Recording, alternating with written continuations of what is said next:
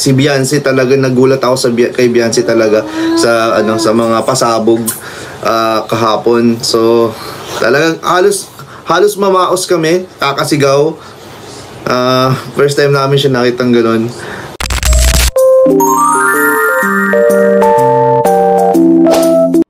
Birthday ng ating Bibi Beyonce, pang Korean drama ang peg at matindi to.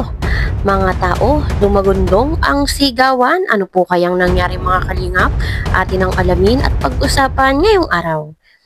Pero bago po ang lahat, isang mapagpalang araw at gabi sa inyong lahat. Mega love shoutout sa lahat ng ating listeners, viewers, and subscribers saan mang sulok ng mundo. Luzon, Visayas at Mindanao, lalong-lalo na po sa ating mga kababayang OFW. Kamusta po kayo mga kalingap? Mabuhay po kayo hanggat gusto nyo. At kung bago ka pa lang sa aking munting YouTube channel, huwag ka nang mahiyang mag-subscribe, like, share, and comment. Huwag mo na rin kalimutang i-click ang notification bell nang sa ganon ay updated ka sa aking mga paparating na video. At syempre, patuloy po nating suportahan sina Kalingap Rab at ang ating ama ng Kalingap, ang nag-iisang founder, si Kuya Val Santos Matubang. Kung maaari po ay no skip ads nang sa ganon ay mas marami pa tayong malingap na nangangailangan. At konting paunawa po, kung maaari ay tapusin niyo muna ang kabuuang video nang sa ganon ay akma ang inyong mga komento. Thank you so much po. Simula entrance guys, grabe lakas na agad ng dating eh. Nakakatuwa. Nung sa birthday, no? Nahirapan pa kami nun kasi itinago muna namin si Beyonce nun eh. Kasi dinala namin sa taas. Dinala. Ang hirap. Ayun, narinig po natin mga kalingap na sa entrance pa lang ay talagang dinudumog na si Beyonce. At talagang pinagkakaguluhan ng mga tao, lalo na po yung mga bisita. Talagang parang artista na yung dating ni Beyonce at gustong-gustong makalapit ng mga bisita, lalo na po yung mga supporters na pumunta doon para po makiselebrate sa kanyang debut. At kahit sino naman po sa atin mga kalingap, basta iniidolo po natin ay talagang gusto natin man lang makipag-shake hands or makapagpa-picture o kahit po simpleng hi or hello ay sobrang masaya na po tayo doon. Pero ito po ay depende sa sitwasyon, lalo na po doon sa sitwasyon ni Beyonce. Kahit po gustuhin natin na makapagpa-picture or makipag-shake hands, ay hindi naman po pwedeng agad. Lalo pa po at araw niya yon, moment niya. No, hindi po natin pwedeng basta dumugin or lapitan lang agad. At katulad nga po mga kalingap, nung ginawa ni na Kalingap Edo na itinago nga daw po itong si Beyonce dahil talagang dudumugin siya. Kung hindi po nila ginawa yun, ay baka talagang nadumog na ang ating birthday girl. Nag-enjoy kami. Nag-enjoy po yung mga bisita, keyboys, lahat, family. Masaya po. Shoutout kay talagang si Beyonce talaga, nagulat ako kay Beyonce talaga sa sa mga pasabog kahapon. So talagang halos mamaos kami, kakasigaw. First time namin siya nakitang gano'n. Talagang abangan niyo po sa premiere po ni Kalingap Rab. Grabe po, grabe talaga. Ayun, narinig po natin mga kalingap, nakakaibang Beyonce nga daw po yung kanilang nakita. Talagang nakaka-excite lalo kung ating iisipin.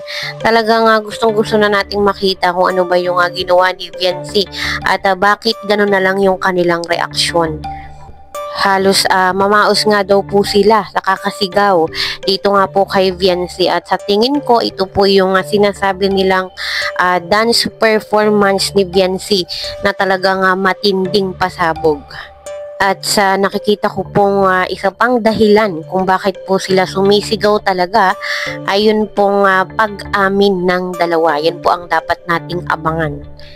O di po kaya, ayun pong matamis na oo ni Beyonce, yun po nga matagal nang hinihintay ni Habi. At alam ko po mga kalingap, yung iba po sa inyo ay hindi na makatulog at talagang inaabangan na po yung part 2 ng birthday ni Viancy kung saan nga po ay i-upload ito ni Kalingap Rab. Ang ganda nga po nang nangyari kahapon, guys.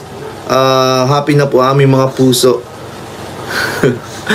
Kasi po, kahit po birthday po ni Viancy, hindi lang po siya talagang all EDSI lang, Edu Viancy. May mga participation din po yung mga yung mga iba't ibang love team po. So, parang kompletos recados na po ito para sa atin. Ayun, narinig naman po natin mga kalingap na hindi lang po EDSI yung nagpasiklab sa mismong birthday ni Viancy. Sabi nga po ni Kuya Nel ay complete recados na yung birthday ni Viancy dahil lahat po ng love team ay nagpasikat. At alam naman po natin mga kalingap, ito pong tatlong malalakas na love team ang palagi pong inaabangan ng mga viewers at supporters, ang Jom Carl, ang Mikris at ang EDSI. Kaya abangan na lang po natin mga kalingap, talagang kapanapanabik nang makita at mapanood ang performance at pasabog ng mga ito. Alam niyo po kung ano pong abangan talaga dun sa pinaka-main event dun.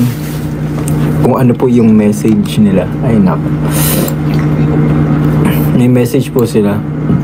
Yes, pinakita, sobrang ganda. Oh, pinakita nga po kasi yun, guys, kasama ang fireworks. Yung iba hindi tinapos yung premise. Siguro nagkatulog. Ayun, narinig po natin mga kalingap na ang pinaka dapat abangan daw po natin ay yun pong message ng EDSI sa isa't isa. At talagang nakaka-excite marinig kung ano ba yung promise ng EDSI sa isa't isa at talagang sigurado ako na talagang marami na naman pong kikiligin at mapapangiti. Balikan po natin mga kalingap, yun pong promise ng EDSI sa isa't isa last year.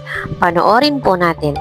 Ito alam ko, palaging ulit-ulit yun nabigay sa'yo na ito, no? Pero ito, iba ito. Galing to sa akin. Ako talaga na gano'n ito. Ako talaga ito. Inisip ko talaga. Alam ko parang wala na. Parang dati-dati lang. Sing-sing. Ito.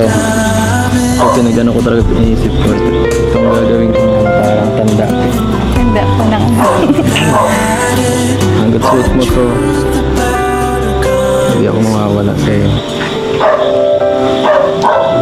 At hanggat suot mo yan, kahit anong request mo or andito lang ako para sa'yo. Ito, alam ko, parang corny na. Pero totoo yun. totoo. Sinabi ko. Tama. Ganda yan. Huwag mo iwawala ha. Wala.